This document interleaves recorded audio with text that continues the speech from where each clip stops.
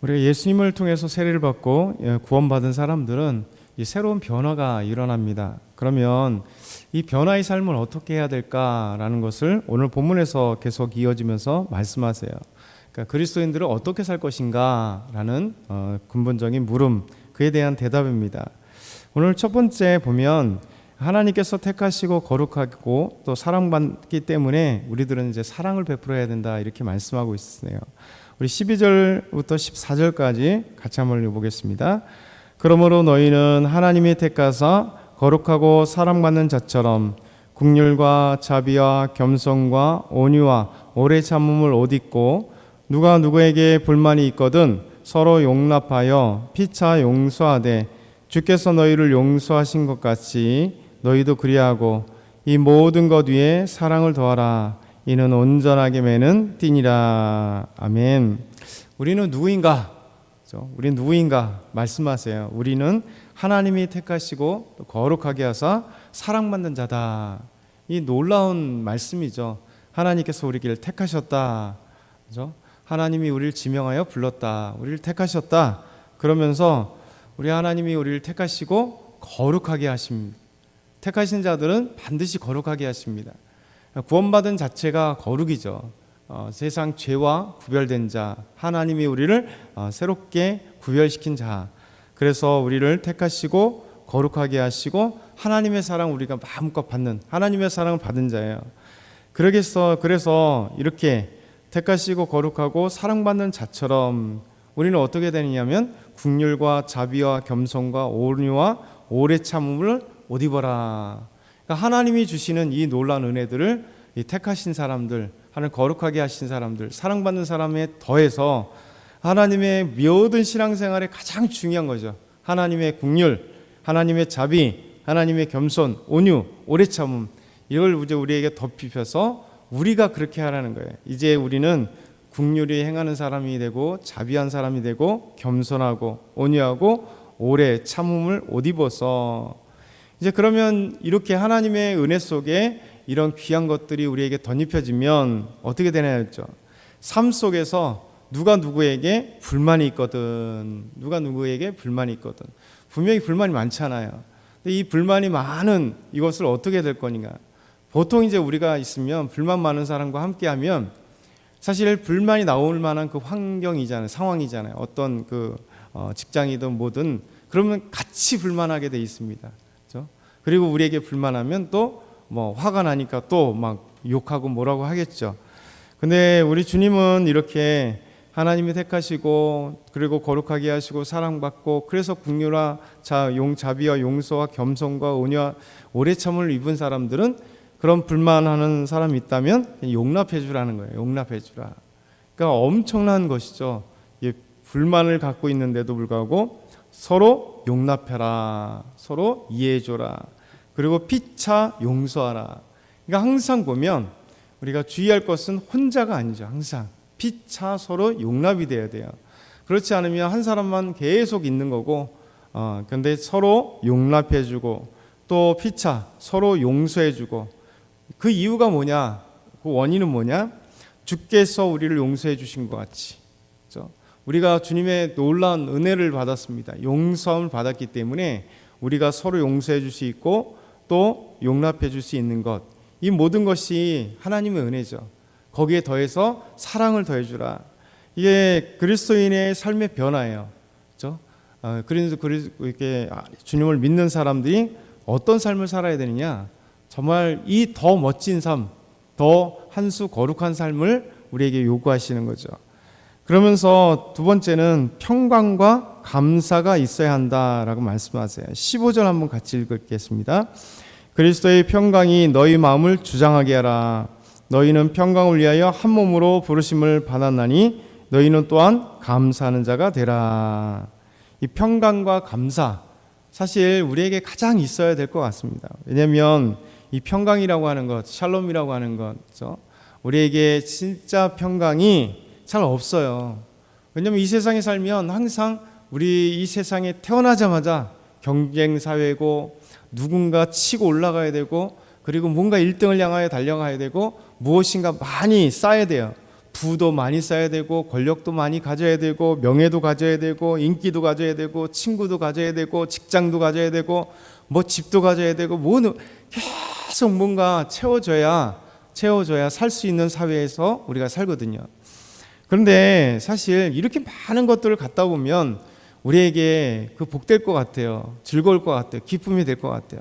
근데 사람들은 죄가 있기 때문에 근원적인 평강을 갖지 못합니다.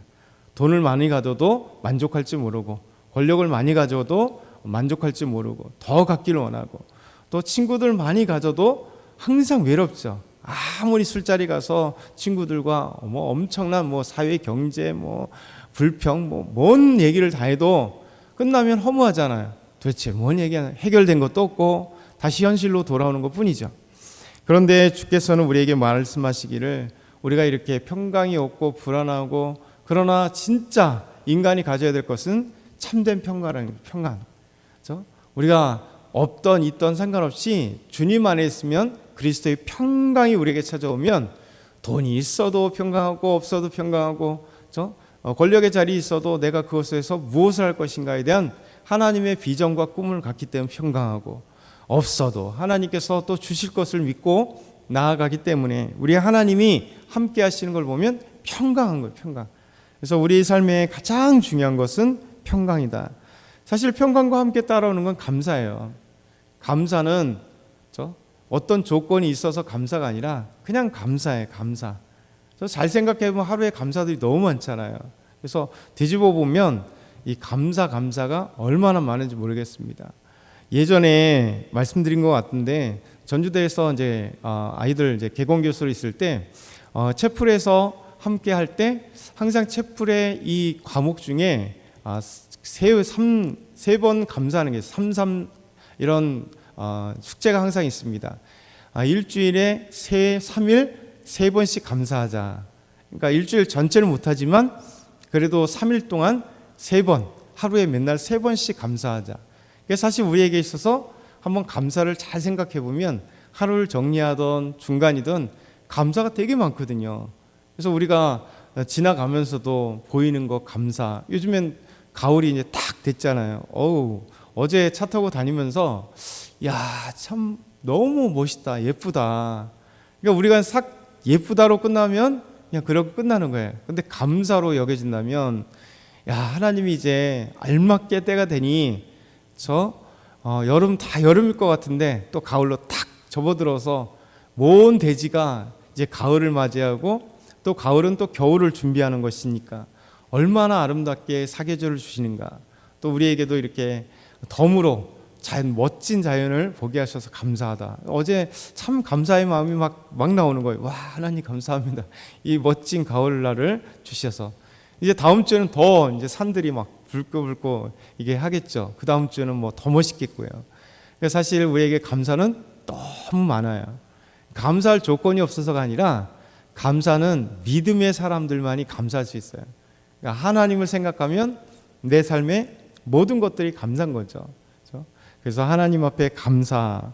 그래서 우리 그리스도인들에게 두 가지, 평강과 감사는 정말 소중하다.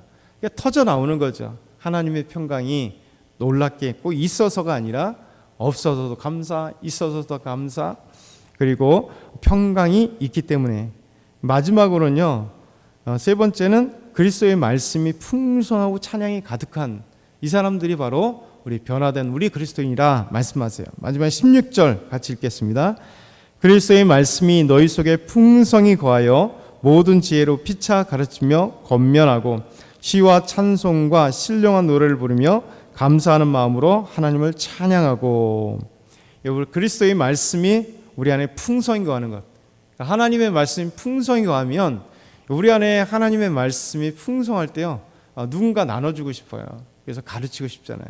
하나님 말씀 풍성히 가르치고 그리고 권면하고.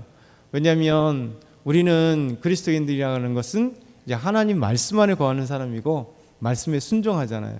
말씀을 모르면 순종할 수도 없고 말씀을 모르면 이게 그리스도인답게 살아가는 것이 어떤 삶인지 몰라요.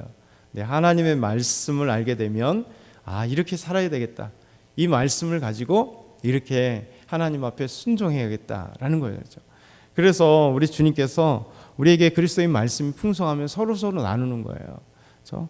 설교도 그 한 예죠. 이 설교를 통해서 하나님 말씀이 우리 안에 있는 귀한 말씀을 우리에게 서로 전하고 듣고 가르치고 배우고, 그리고 시와 찬송과 신령한 노래를 부르며 감사하는 마음으로 찬양하는 것.